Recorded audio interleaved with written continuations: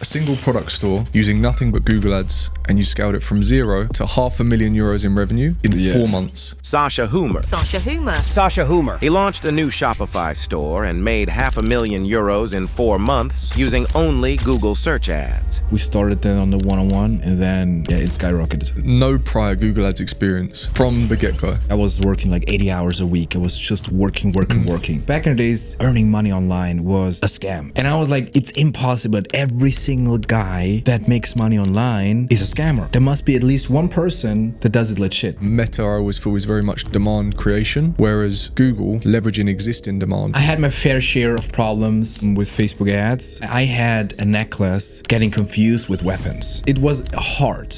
Yeah. I was like, what? I sound like I want to bash Facebook ads.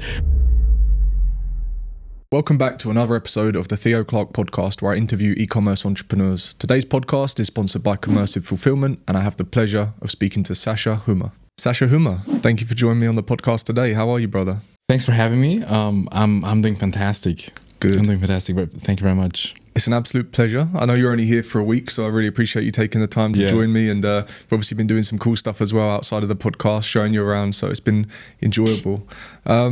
So, without further ado... We still got to do the skydive.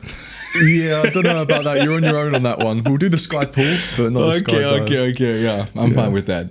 So now, just to give everyone a little bit of background as to yourself and why you're here, you've launched an Ecom store recently, 4 months ago. Yeah. A single product store using nothing but Google Ads, and you scaled it from zero to €500,000 in revenue in 4 months. And your team is you and a VA. Yeah, that's it. Crazy, bro. Well, it still sounds unreal, but yeah. It's exactly the 1st of October. Yeah. I started it with only Google Ads. As you say, it's a one product store. And I chose the product, and it started taking off right away. Yeah. And as I saw it started working a little bit, I just started scaling right away. Yeah. And I think the first month was already 130 grand or something like that. I'm not sure, but it was very quickly. And then towards Christmas, it just took off. Yeah. And then the interesting part was was not sure, and I think we talked about that as well. I was not sure if I can maintain the revenue after Christmas. I thought it's just like a big Q4. In Q4, everything sells, you know, and in Q4, it's so easy to sell, even though there's a lot of competition, but also so much buying power. Yeah. So I was like, maybe but it's still maintaining almost the same revenue. So that's very interesting. Yeah. And let's just plug no prior Google Ads experience. Oh yeah, no. From the get-go. No, I mean, I used to run some search ads, and I tried some because I used to have a sunglasses brand.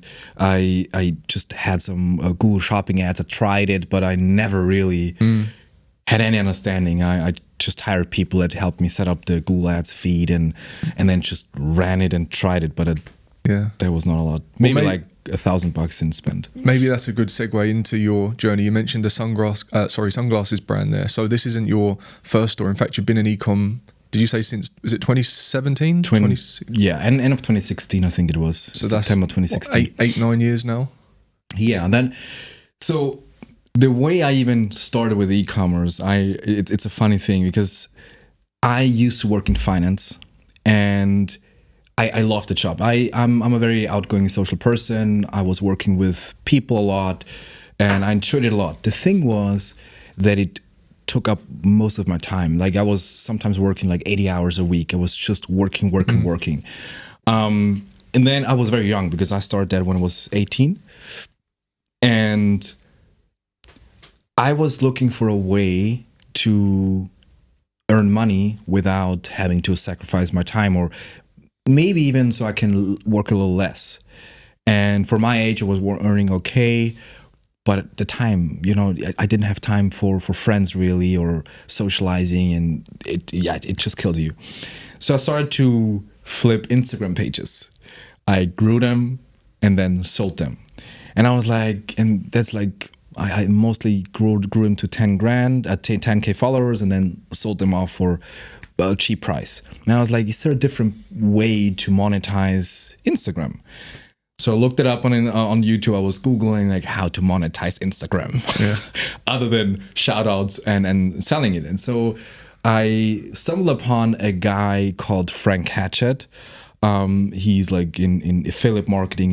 He's from New Zealand. He's pretty big actually. I think he has maybe even 1 million subscribers on YouTube right now. Wow. But at least like 700, 800,000 followers. So he's really, really big actually in the space.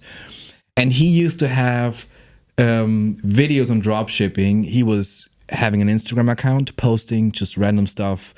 And then once or twice a week, he would post an ad for a product. And then he made, I think, $5,000 in revenue back in the days just from his own Instagram pages. And I was like, that's great. I mean, drop shipping, you don't have to buy inventory. You don't need a lot of money. You just use the money you have from a customer and then buy the product. Don't need a lot of starting capital. And that's eventually how I got into e-commerce. And back in the days, I had a very good friend that I met through Instagram and marketing.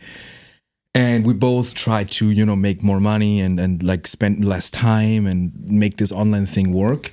And I told him, hey, yo, I found this dropshipping thing. And he's from the US and he knew about that already. So he was like, dropshipping, bro. That's old. Like that doesn't work. Yeah. And I was like, what? No, it's great. And I was like, nah. Before he spends, because I spent, I think, 2 weeks just watching YouTube videos about dropshipping and reading blogs and everything. And I told him about that. And he was like, before I spend 1 hour watching videos about dropshipping, I'd rather start another Instagram page. And I was like, okay, you do you. Yeah. And that's how I got started. Amazing, bro. So do you remember what the first product was that you launched? Yeah, it was a... I'm laughing because I can remember my first ad. It was a monocular. So it was a hunting store. Okay. I started out with a dog jewelry store. So in Shopify, you have to put the My Shopify URL, and that was called the Dog's Jewelry Store. Yeah. And there was also the first store I sold, and then I sold the store, a hunting store with the handle of the Dog's Jewelry Store, myshopify.com. The guy was like, why does it say dogs? And I was like, yeah, that was my first idea. Yeah. And yeah. So you actually went on to sell the hunting store. That's pretty cool. Yeah. In 20... I think a year later, 2017, 2018. Yeah. I feel like everyone starts with pets. Everyone tries to drop ship like dog collars or something. That's like the classic drop shipping story that time. Yeah. I mean, I heard like the big things are pets, hunting, fashion, and beauty, I think. And I was like, let's go with the big four. And then everybody said, but don't do the big four. And I'm like, okay, I already started. Yeah. So you started off with pets, didn't see much success there, and then transitioned into hunting and started building that store up. I didn't even start advertising the pet things. Okay. I was about to get the store ready, and then I heard that you should not go into pets because it's very competitive. So I didn't even start advertising. Before I got it even ready, I removed everything and switched to hunting. Okay. And then the approach you took with that store is quite different from your most recent one, right? I think you were primarily leveraging meta ads. And how many different products did you have on the store as well? A lot of different. It was a niche store in hunting, and I would say maybe like 40 products. Okay. But back in the days, I mainly built it out so it seems like an actual brand. I tried to have a lot of different products, or also complementary products. But I had, I think, maybe 4 products that I was actually selling, and yeah, only with Facebook ads. Do you know what even makes me laugh is that people were saying it was saturated back then, like this whole drop shipping thing, and you think it's come a long way now, like so many more people understand the business model, and yet it's more competitive than ever, yet I feel like it just seems there's more money in ecom than ever. Yeah, you know? Yeah. I mean, back in the days, you could throw anything up on Facebook and it would sell. Yeah. I used to do a little bit of coaching sometimes, coaching. I just helped a lot of people. And I saw a store of a guy, he was posting in our group because I'm not sure have you heard of the Facebook ads group? It's a Facebook group called the Facebook ads. Yeah. It's called the Facebook ads group. It used to be the biggest Facebook ads group, and I was an admin there. So we had to do, answer a lot of questions. And there was a guy coming, and he was like, "So I made my first sale, and what do I do now?" So I looked into it, and he showed me his store, and it was literally just I don't know why you would do that. The whole background of the store, which was usually white, he made it gray with red accents, and then just an ugly picture from AliExpress as the product. And I was like, how do you sell? Crazy. Who buys from a website like that? Yeah. But yeah, so it literally anything worked back in the days. And how much do you think things have changed from your perspective, being on the store that you first launched there, your hunting store, scaling it up with Meta, 40 products, to now transitioning to a completely different niche, different advertising platform, and a single product? So like, aside from those major differences, do you see anything else that's kind of a lot different about back then versus now? In e-commerce in general? In general, yeah. Yeah, there's way more competition. So I think you have to be a little bit more sophisticated, because people caught on to the dropshipping things. A lot of people know about it. So now back in the days, you didn't really have to make a brand or make it look really, really good. It would just sell.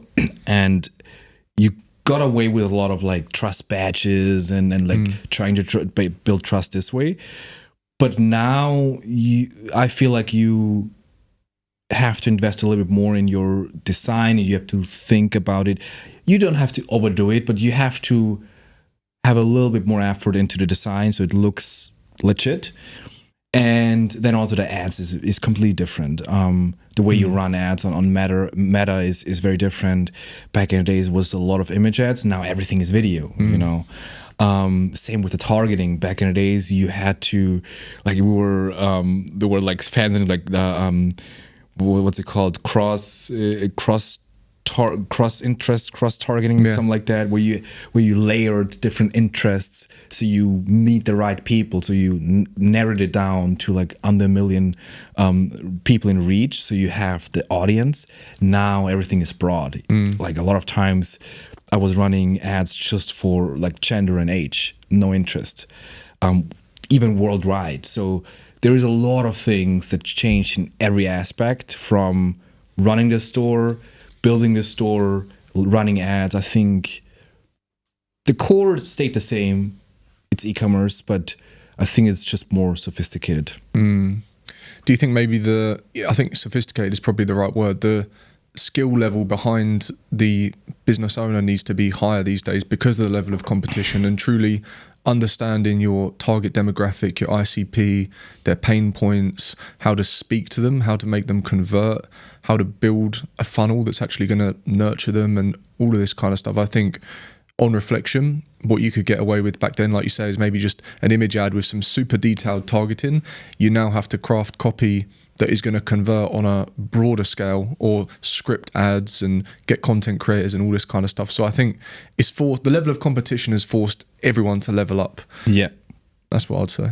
Yeah, why I'm laughing now, because it just said like the simple image ads, and I laughed before when I thought of my first ad, the monocular. Yeah. And I literally created the ad in Paint, in Microsoft Paint. So it was the white image, like with the white background. It was like on top, it was a blue, like a blue area on bottom as well. It was the logo and the name of the product, and that was the ad. And then recently I looked at it and I saw that the image, I still have it, the image was not even centered. It was horrible. It was horrible, but it still sold. So it was fine. There you go. Yeah, it's definitely changed nowadays. Definitely changed. I'd love to see if you ran that now, what would happen. Yeah, well, that would be interesting. Yeah. Imagine it still converts. I highly doubt it. Running an e-commerce business comes with many different challenges, especially when it comes to order fulfillment. Late deliveries, high shipping costs, and customer complaints can negatively impact your business, potentially leading to payment processing holds that will eat into your profit margins. That's why I'm excited to introduce you to Commercive, our sponsor today. They handle everything from manufacturing to storage and shipping with no hidden fees. And their dedicated WhatsApp support team are on hand to make sure you're always taken care of. Commercive offers 5 to 10 day shipping worldwide from China, with same-day processing and USA warehousing available for brands at competitive rates. Having served over 3,000 e-commerce sellers, Commercive has earned a reputation for reliable fulfillment. It's super easy to get set up. Just click the link in the video description and visit commercive.co to get a free quote. So that was kind of your entry into ecom. Yeah. And then you even kind of went agency side for a little bit as well, doing, what would be the best way to describe it without going into too much detail? I did two different agency types. The first was just the normal ad agency, and I got into that. A friend of mine has a bar, and he was like, hey, you do that Facebook thing, right? And I was like, yeah, can you run ads for me? So I ran ads for his bar, and that worked very well. So then he had some friends with gyms, or one friend, and then that's how I got into running an agency for ads in the gym and yoga niche. I stopped that because I just didn't like the service part of it. That's what I enjoy about e-commerce. You just can outsource everything. You don't have to face anyone. I'm a very social person. I love to work with people, but also I realized that it's really relaxing to not have like a million meetings on your calendar. And then the last one, like the second agency, was with a partner. There was recruitment. It was freelancer recruitment. So we focused on media buying, and we had freelancers that we sold to media agencies, rather big agencies that run ads for Amazon, Netflix, like the biggest one in Germany, for example. And that's how we ran that. That was the second agency. And then you decided to dip your toes back in ecom. Do you think it kind of comes back to what you were saying at the start of just having that time freedom to be able to kind of do what you want when you want a little bit more, as opposed to being on those dedicated calls or having to provide a service to other people and stuff like that? Yeah. So, I mean, I was always in e-commerce, even during the time when we ran the agency. And my back then, my partner, he is also into e-commerce. We both ran our stores, but at some point we said, hey, we want to grow this to the biggest agency in Germany. We had plans to focus on that. And at some point, and we talked about that as well yesterday, that you should focus on something. And I was like, okay, I'm making way much money with the agency at that point. I was running my sunglasses brand. I was not doing crazy revenues. But it was something I really enjoyed, and it paid the bills, and I was living very comfortably. But at the same time, the agency was making way more money with less time and effort, because it's a recruitment thing. So I spent a lot of times interviewing people and getting them on board, but then they would do the actual job. So we kept a touch base once a week, maybe every 3 to 4 weeks, especially on long contracts. At some point, I would talk to the freelancer like once a month. So it was very hands-off, which I enjoyed a lot. But at some point, for various reasons, we decided to close down the agency. And then I got it back into e-commerce. And the sunglasses brand, I stopped running that because I wanted to focus on the agency. And then I think a year later we closed the agency. That's how I got out of ecom and then back into ecom. Back in. I guess you never fully kind of left then, even though when you had the agency it was still recruitment for freelancers for primarily marketing roles. Yeah, media buying and Google ads and Facebook ads. Yeah. So I find it interesting that someone like yourself with so much experience in ecom, specifically with regards to Meta, not so much doing the Google ads yourself, but obviously still understanding the benefits and what can be achieved through Google, that when you launched your new store, or the most recent one back in October, that you decided to go specifically with Google ads. So what led up to you making that decision to come away from like where your experience was primarily in Meta and learn the new advertising platform? I think one part was trauma, because with Facebook ads, and I had some issues with Google as well, but with Facebook, when there was COVID, they started to automate a lot of their audits and stuff like that. So I think everybody that is in Facebook ads knows there was a huge ban wave. It was ridiculous. I came to a point where I was like, I don't even know how to run ads anymore. or how to access an ad account, because everything would get shut down. So I don't know, everybody started to buy ad accounts, and then it's like a slippery rope because. So I had agency accounts and stuff like that as well, but eventually they get banned as well. And then I just didn't like the idea. You can make money with it. You can, it's a quick buck, I would say, because you lose all your data all the time. Maybe somebody found a way to not have that. But for me, it was like you have a new ad account, new pixel, you start from fresh, and you lose all your data all the time. That was a thing that I just didn't like. Of course, you can still run ads on Facebook. I'm not saying it's impossible anymore, but for me, it felt like it's very hard to just run ads and don't be afraid that your business gets shut down. It's a problem. I think it's part of the business, but I just didn't like it. And same with ads. Like I had a necklace getting confused with weapons. Because I got shut down, declined because it's weapons, and I'm like it was a heart. Yeah. I was like, what? Weird. For sunglasses, I got shut down for nudity. There was no nudity, but anyways, so yeah, I had my fair share of problems with Facebook ads. And then I was like, okay, I'm gonna go with Google. I'm gonna try this. Because I tried it in the past, and that's also, I always think if one person can do it, there must be a way to do it. It's the same with Facebook.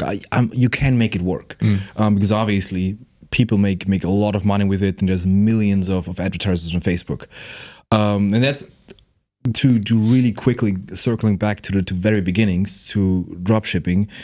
Is so back in the days, online marketing or earning money online was a scam. Everybody thought it was a scam. And when you mentioned making money online, they were like, you're scamming people.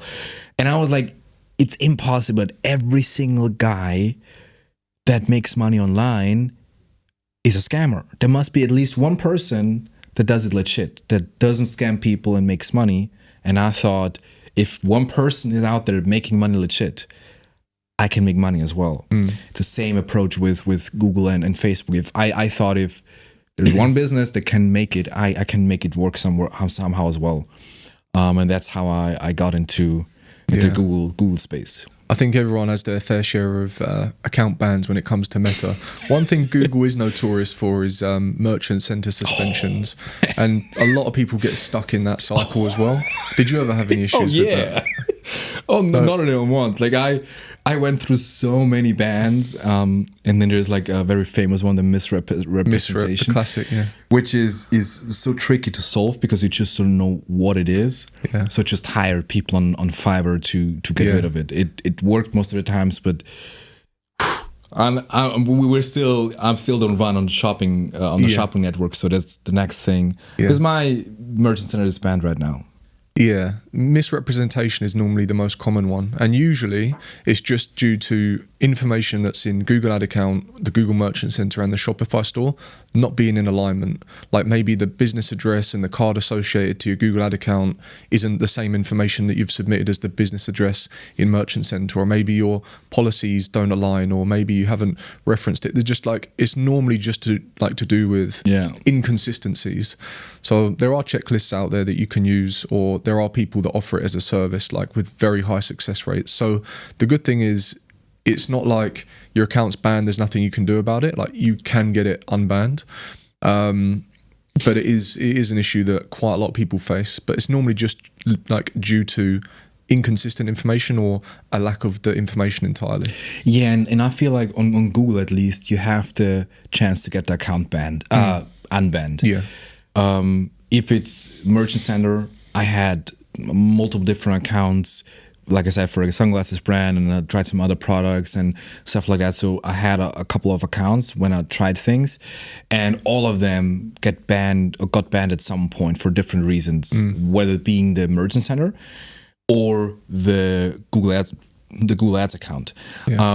And on Meta, it's very hard, and even there is like a time frame where if you pass that, you can't apply to any appeal or anything. Yeah. So that's what gives me a little peace of mind, because you can unban pretty much anything. And I just hired people on Fiverr, and they have like a guy, he unbanned I think 5 ad accounts for me. And also here it was a lot of times just inconsistency in data. So that's the good thing. Normally, once you've got through a merchant center suspension, if you face one, once everything's in alignment and you're good, like, they don't often pop up again. Like, it's normally when people are just creating a new account, they've synced something up wrong, they're missing information. So it's just, there's a series of steps that you need to do before that. And a lot of the time you can prevent it. But if you do still face one, which sometimes it does happen, as long as you get past it and you don't suddenly start making drastic changes to your policies or do anything that's going to cause Google to crawl your website again, you're normally good to go. So yeah, I think everybody especially in the beginning, I think they're very cautious with the payment stuff. I got banned for some unauthorized payment stuff or whatever, even though there was no ads running. But it was a new account, so I got my Fiverr guy, and he made an appeal, and within 24 hours I had the account back. Yeah. And now the account I'm running right now didn't have any issue. There is nothing going wrong with it. It was also a completely new Gmail account, a new ad account. Everything was completely new. They banned it once and then unbanned it, and ever since it's running smoothly. Yeah, for sure. So talking about the store that you're running now then, this was a brand new store that you launched, like we say, in a single product store. And like I say, you're able to scale it to 500,000 in 4 months, which is very impressive, bro. Like, it's admirable. So to be able to do that, was there a certain process that you went through to decide what product that you perhaps wanted to bring to the market and advertise? And was the approach different to what you would have looked at if you were going to launch it on Meta as opposed to Google? Yeah, 100%. That was actually very hard, and I think it still is a little bit, because I was running Facebook ads for 8-9 years, or like 2016, 8 years, whatever. So I'm very much into the Facebook mindset, and I think you need a different mindset when you run for Google, because you have to choose a product that has search volume, so that has demand already. It's very hard to sell something on Google if there is no demand for it. On Facebook, on the other hand, you can sell anything that solves a problem or is gimmicky or like has something cool to it. You run ads and you create the demand. Yeah. So you have to think in a different way, and it's the same with Amazon. If you have products on Amazon, you also have to do the same thing. You need something that has demand. So the way you choose products is very different. And for me, it was like, okay, what is a product you can show people that is cool and create a problem, create demand and everything. But I had to rethink that and go into what has demand, what is possible with that. So I looked more into that. So I still tried to find something that has a problem that you can solve. And then is there demand? And that's, you have Google, the Google keyword planner, you have Google Trends where you can see, is it a stable product and stuff like that. So I looked more into the data to see if there is demand or not. Yeah, I think you hit the nail on the head. I always describe it the exact same way. Meta, I always feel, is very much demand creation, where you're obviously building out creatives most of the time these days, video, but image as well sometimes, and then putting it in front of an audience, which again most of the time now is a broad audience, in the hope that the creative is going to be compelling enough to convert, usually on impulse as well, as opposed to like nurturing and a longer sales cycle. Yeah. Whereas Google, like you say, I think it's leveraging existing demand and gaining access to tools like you say, Google Trends or Google Keyword Planner, that if you type in a specific search term, maybe relevant to the product title itself or even the product type, Google will actually provide you with all of the information with regards to how many people are searching for it. So much data. It's crazy. Yeah. It's crazy. Yeah. Like, and most people don't know. Like, still, it's crazy. But like monthly search volume by location, whether that be country, average cost per click. Because again, the way Google bills is very different to Meta. You pay only when someone clicks on the ad as opposed to impressions, CPM or impression. And then lastly, the level of competition. So if you whether or not it's a new store or not, you can make some kind of predictions on that, right? If you know that your conversion rate is 1% and Google tells you that the average cost per click that you could pay to expect to bid and win a bid on that search term, you can work backwards and calculate your cost per acquisition. Yeah. If your conversion rate is 1% and your cost per click is 1, then you just do 1 divided by 1, and that would mean your cost per acquisition would be about $100 or £100 depending on the currency. If conversion rate is 2, you do 2% divided by $1 CPC, and that's 0.5, so a $50 cost per acquisition. Yeah. So even then, before you bring a product to the market, you can make some assumptions, right? If you just assume a 2% conversion rate, maybe you'll have much higher.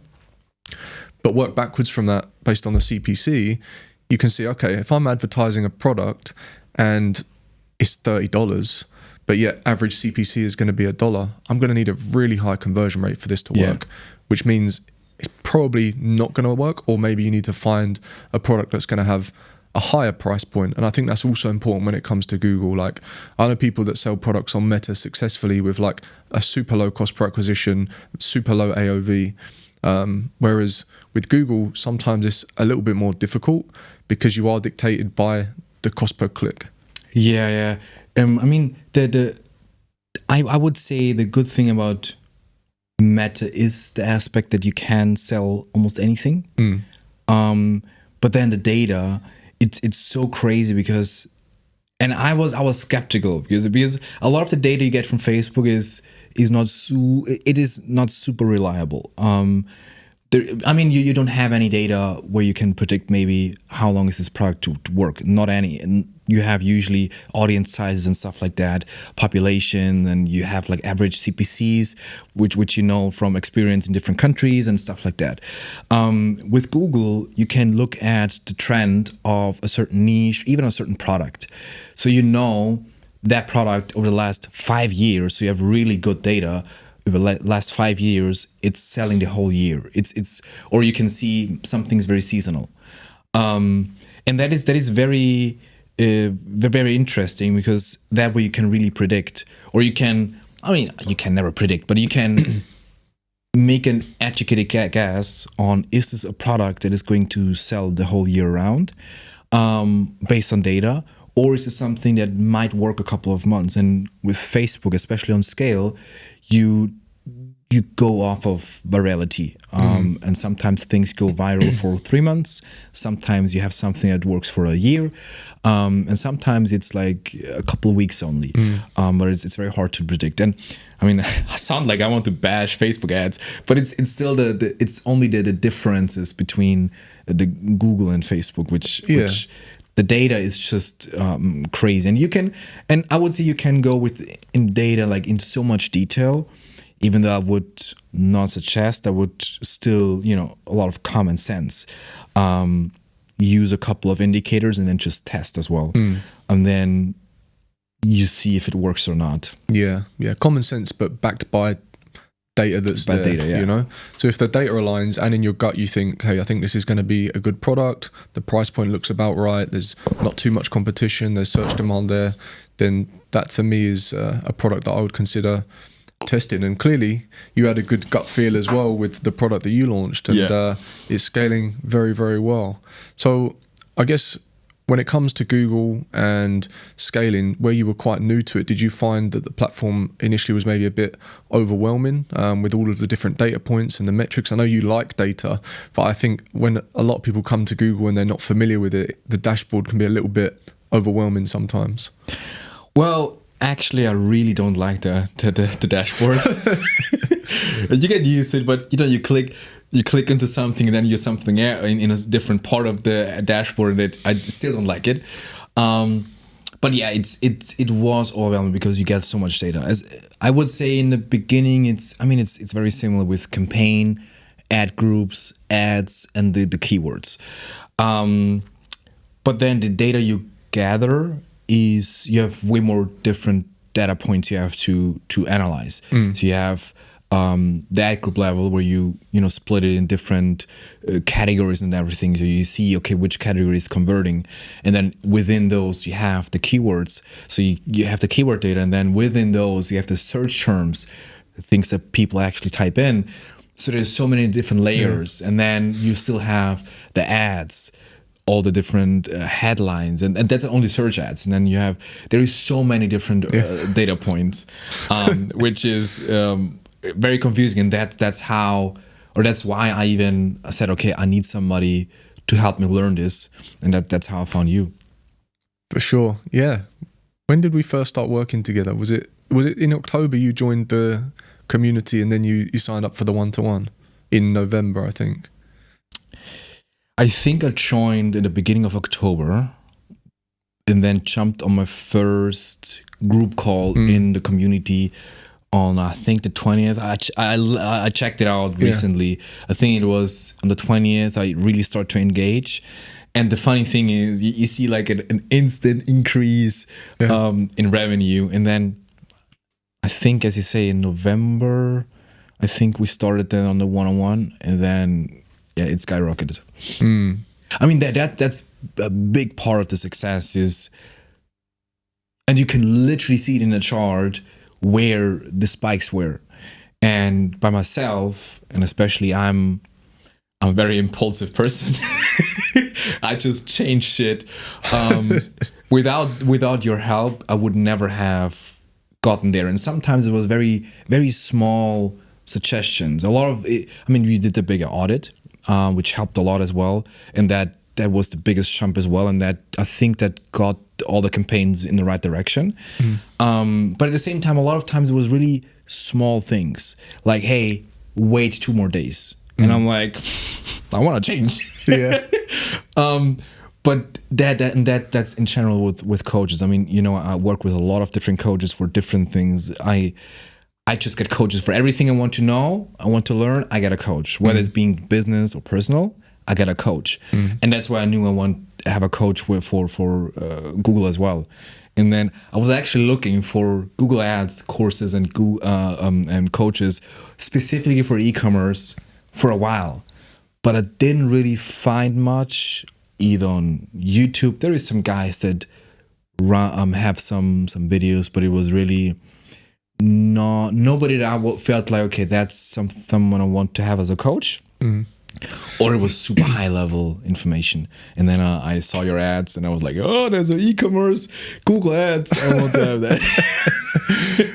Well, it's been a pleasure, bro. It's been enjoyable and watching you scale as well. Maybe we could talk a little bit about how we did that. So we started initially in one market, or you brought the product to one market, which was Germany, because your native language is German, right? Yeah. Born in Austria. I thought you were gonna say you're native from Germany, but I'm not. No, Austrian, native German language. But so you decided to launch in Germany, and did a fantastic job of getting the campaign to a super profitable point and kind of scaling it up and increasing the budgets. And then you decided to also scale horizontally, right? Yeah. So you then launched after Germany, was it UK or France? UK, then France. Yeah. And UK, then France. US, and then Austria. Yeah, US and Austria, yeah. And your approach to doing that was you're leveraging Shopify markets, right? And you're changing the language and, of course, currency and other relevant information per page, per location. Yeah, right. That's a very big change on Shopify's side as well. Back in the days, a lot of people had different stores for each language because you couldn't have different currencies, and then they started to have a little different currencies and stuff like that. But it was technically not as easy to now.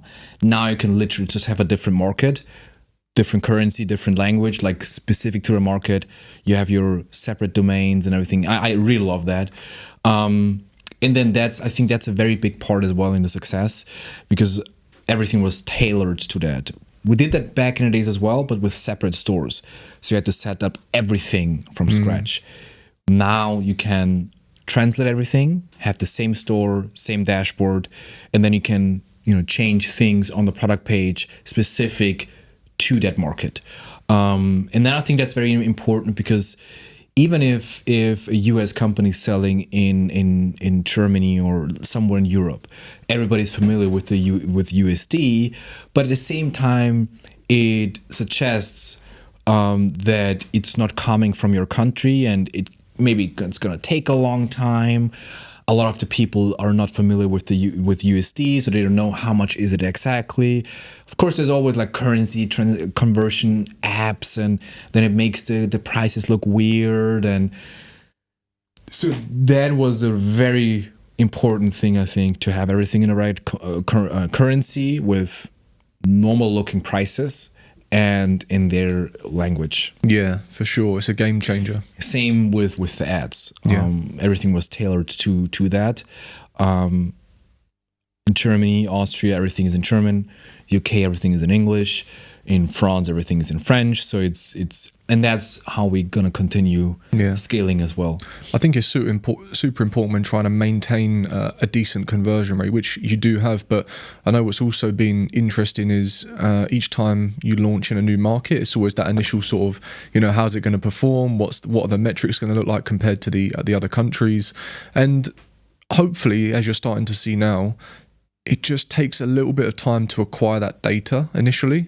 Like a lot of people, and maybe you felt the same way at the start, when they don't see that kind of immediate success, they suddenly think, oh, it's kind of not working. And maybe that comes from when people kind of test creatives on Meta and they'll just kill them very quickly. Whereas Google it's more of like sometimes a slower start, but as you collect more data and you begin to make more subtle optimizations, whether that be to do, like you say, with your keywords or your search terms or locations or device adjustments, whatever it may be, there's so many different levers that you can pull once you have enough data that some small tweaks can have quite a big impact on the actual performance. So at the start, it's very much just acquiring that data, understanding how to analyze the data, and then making the changes to keep it moving forward. This time last year, I was living with my parents at age 27. Today, I live in my dream home in Dubai. If I knew then what I know now, I could have achieved this in 6 months instead of 3 years. Within my Google Ads Ecom Academy, you can learn how to scale e-commerce businesses with Google Ads. These strategies helped me work with known ecom brands like CheeseGeek, as seen on Dragon's Den and invested in by Stephen Bartlett. I also scaled my brother's business, Tropay Official, to 1.1 million in sales in 12 months, as well as many, many more. The Google Ads Ecom Academy is designed for all levels, beginners, intermediates, and experts who want to learn how to successfully scale e-commerce businesses. If you want to win with Google Ads, see the video description for more details. All right, now back to the podcast. Yeah, and that was, and I guess I still have that mindset because I'm just a social media buyer. That you launch and kill very quickly. You test something, and on Facebook, in most of the times, it either works or it doesn't. So sometimes you can let it run for a couple of days and then it kicks in, but then also you see a crazy change. It's very, at least in my experience, it was very rare that something slowly starts working and then was profitable. You could do some changes, and back in the days you switched out interest, which you don't do anymore. So it's then now we started with having the same ad launch like 5 times, and one of them usually takes off. That's a testing way, but it is still either works or not. So out of the 5 ones you start, 3 might not work and 2 work. Meta, you're talking about. On Meta, yeah. And on Google, because you have all the data, you start to exclude things, you start to include other things. You can get very granular and then slowly optimize. So you can have a campaign go from like 2x ROAS to literally a 5, 6, or 7 by doing these optimizations. Sometimes, like you say, it's very small tweaks. Yeah. Like we did with the one campaign, which just excluded some competitors because they would just not convert. So, and then that increased the ROAS. Yeah. And that's a different mindset. Yeah. It always makes me laugh when you're like, I'm not sure about the campaign. Like, is it performing well? And I'm like, look, I know we're not at break even yet, but trust me, like we will get there. Just let it bring in some data. Facebook ad, the Google Ads a wizard. You're always right. Well, we get there in the end, don't we? Sometimes we just do. got to leave it a few more days, acquire a bit more data, and make some changes. But you've got some quite big plans for this year. Can we share what your ambition is, or what your goal is, or you want to keep it to yourself? Oh man, it sounds so weird to say it. It does, but I like the way that you broke it down into what you need to do to get there. That was a major point, actually. So it sounds weird. The goal is to have $1 million revenue a month by the end of the year. And first of all, how I even got there is I hired a new coach, and we talked about the goals. That was in December, I think. I hired a new coach, and we talked about the goals for 2025. And at the point, I already had the product, and I was doing close to 200 a month, 200 grand a month. And I said, well, I want to get that product to 300 grand a month. Mm-hmm. I think that's possible if I scale it this way, and I'm going to get into it in a second. And he looks at me and said, think bigger. And I'm like, bro, we're talking about 300,000 a month. That's huge. Yeah. And he was like, no, think bigger. And I was like, well, let's do $1 million. With no thoughts. I just said, okay, I don't know how I'm gonna do it, but that's gonna be my plan, to make $1 million a month in 2025. And then I sat down and was thinking about, okay, how could I do that? And it went from, and for me that was impossible, like $1 million a month. That in my mind, that was only the big guys do that. But then I broke it down. And at that point, I think we had 2 markets. I think it was UK and Germany. I'm not sure. Or France and Germany, one of the two. Yeah, maybe it was UK and Germany. Something like that. So I said, okay, if I can do 3 products with 5 markets, and each market is doing 2 to 2.5 grand a month, a day in revenue, then I'm gonna reach the $1 million. And by breaking it down like that, and I create a spreadsheet, and I had the revenues laid out, and also with ad spend and everything, I just made a simple calculation, and then I was like, wow, that makes sense. Like having 3 products, 5 markets, each market doing like a couple of grand a day. That's doable. Mm-hmm. Almost any market has enough capacity to have a product that makes 2.5 grand or 2 grand a day. And then it was like, ooh, that's possible. I think I'm gonna reach that. And then from there it was like, okay, there's no way I'm not gonna reach it. And now, and that's only a couple of weeks now, because we're now in February. I had this conversation with my coach in December, so not even 2 months. So it went from that's crazy, I'm not gonna do $1 million, to I'm gonna do $1 million 100%. There's no chance I'm not gonna do it. Yeah, when you broke it down that way, even I was like on the call when you broke it down. I thought, why? Like, how could you not do that? Because you were kind of already on that trajectory. You just need to add a couple more products. Just to clarify, I think it was 3 products doing 2K per day or 2.5K per day in 5 markets or 5 locations, right? So when you break it down like that, to think, well, you're kind of already almost there with 1 product. Will the next couple of products be as successful as the first one? We don't know yet. But if not, you can always just add additional products, and kind of, you've already mapped out the blueprint. At that point, it just comes down to the actual product itself, the level of competition, and what your conversion rate is and your cost per conversion. But once you get all these numbers in place and you have some data, it's very easy to go, hey, I think we can scale this up to 2K a day.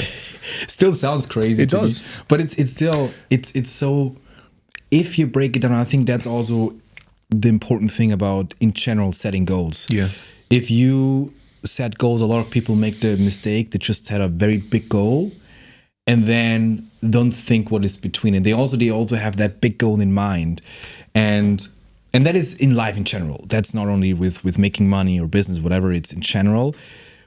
That's something a lot of people have issues with, because then they fall off because they don't have the steps in between. Yeah. And then it looks way too big, and you're not gonna get there. So you need the small in between, and also to know what to do on a daily basis or on a weekly basis to get there. So you can say, okay, if I want to reach this, I have to do X every single day or every single week, And if I reach that every single week, I'm gonna get there in a month, in 6 months, and so on. Yeah, stepping stones. I think Yeah.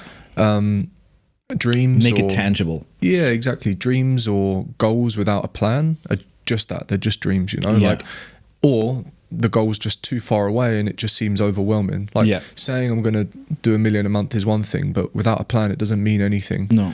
Like when you've broken it down in a way that actually kind of makes sense and you can look at it and think, actually, that's really achievable. Like you're doing, you just take it one step at a time. Okay, I'm going to add another market. I'm going to add another market. I'm going to add another product. And you can be systemized with it. You know, you can check one of those things off each week, really, if you really wanted to.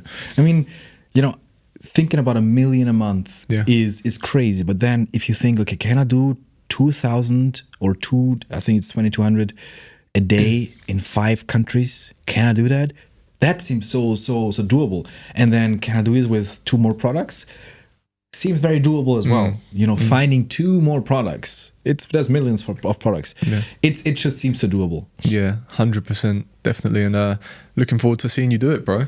It's not if, it's when, I'm sure. Yeah, I'm pretty sure as well. Definitely. Yeah.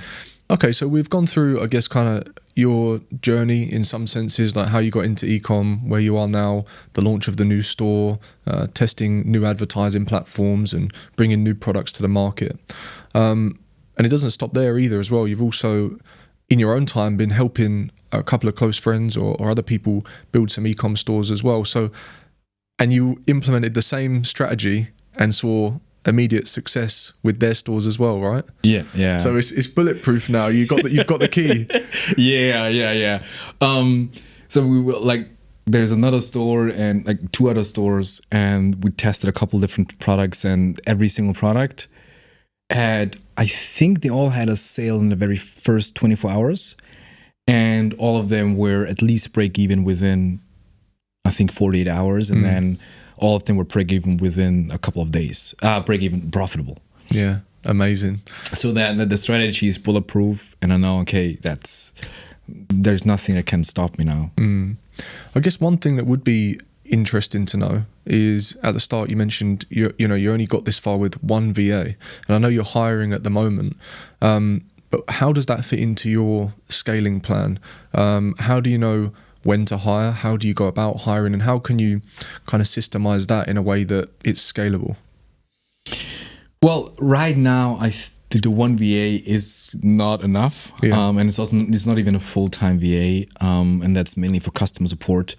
So I'm hiring right now.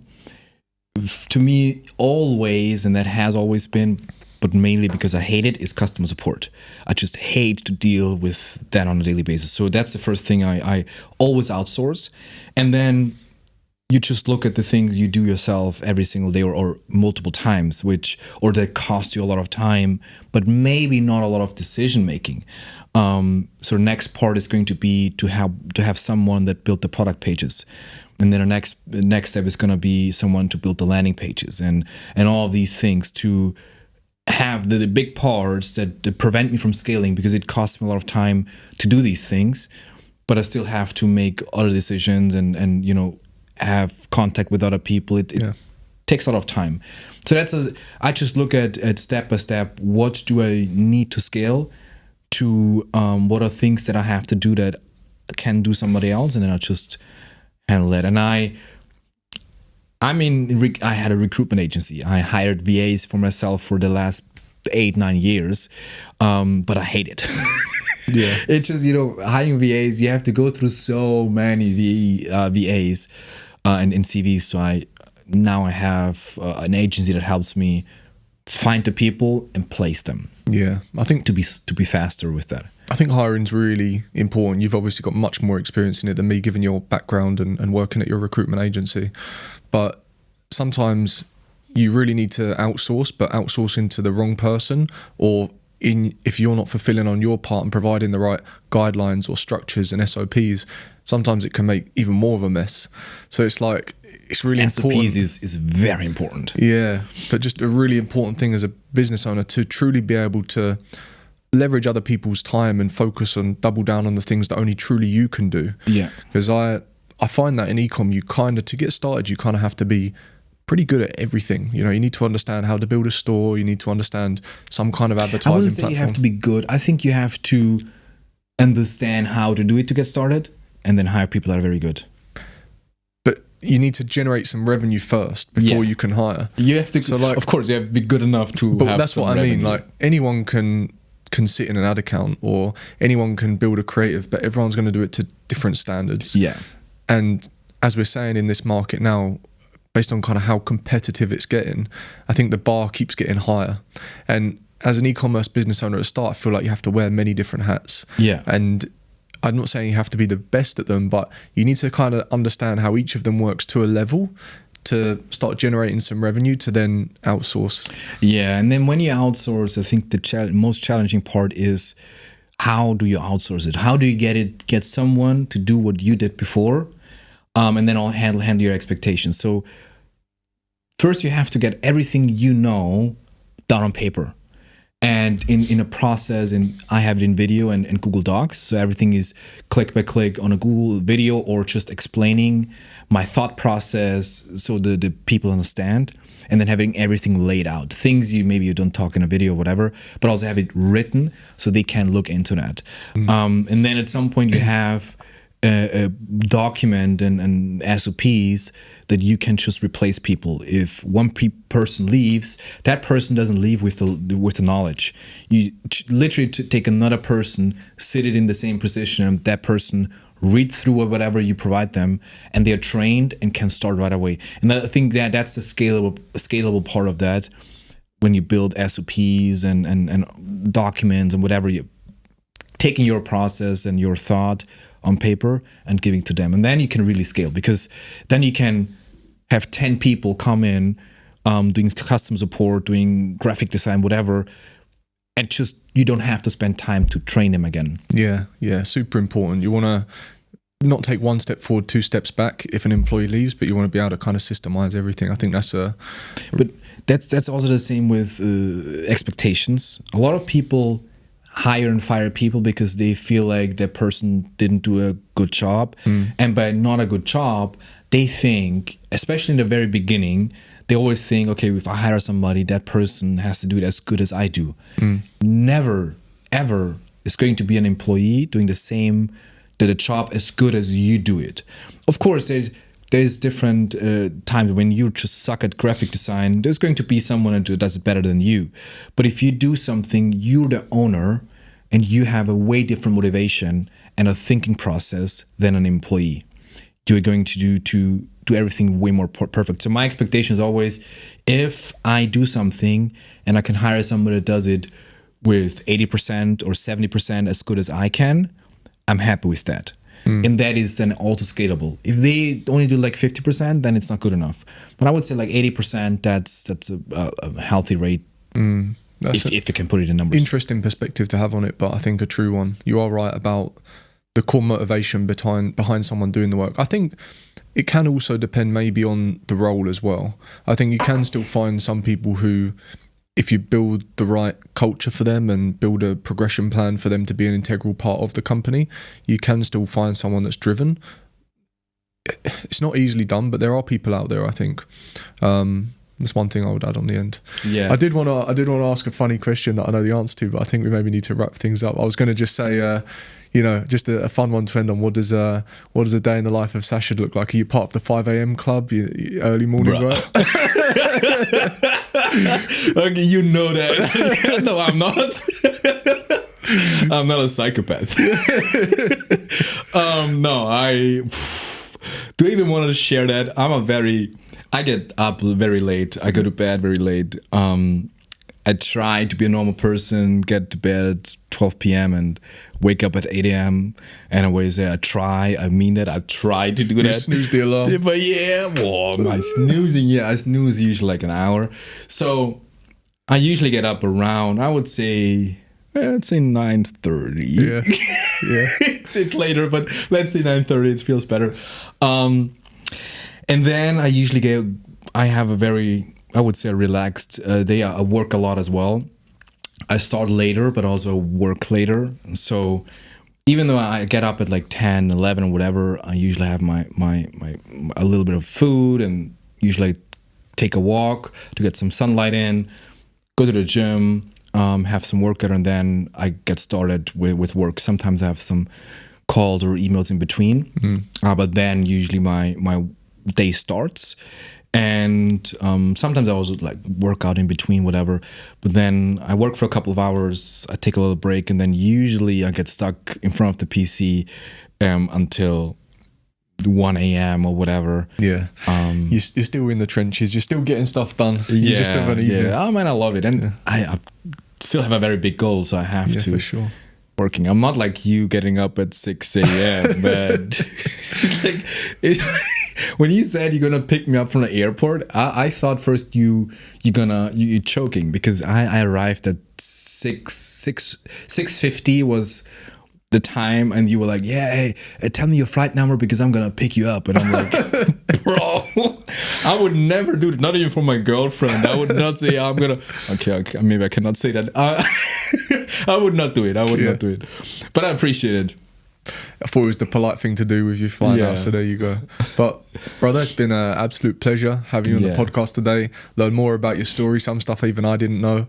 And yeah, just been really appreciate you sharing all that information with us. Hopefully there's a lot of value in there for everyone to digest. Gonna see a lot of people jumping over to Google Ads now. Most likely. You've increased your own competition now. Oh shit.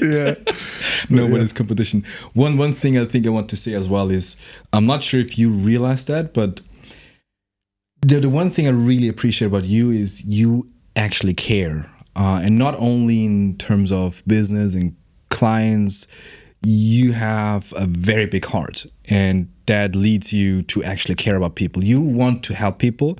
And I spent so much money on coaches and worked with so many coaches over the years. And I had some coaches, I paid the money and we had like exactly 60 minutes and that was it. And then there was no connection, but you feel, and those, it just, provide value and left. But with you actually care and you want people to succeed. And that's also in your personal life. I feel like you really care about people. And I'm not sure how much you realize that, but it's not everybody is like that. And that's just something I want to mention as well. I really appreciate that, brother. Thank you. You're and welcome. I do want what's best for you. I'm looking forward to seeing you hit that $1 million a month. But like you say, not just necessarily the revenue goal, but just being part of the journey. Yeah. All right, man. That. What a great note to end on. Guys, you got me all flustered now. Yeah. What a great note to end on. Thank you, brother. Now you stuttering. Well, thank you for having me. It was a pleasure. And I'm looking forward to scale together. Definitely, bro. Let's do it.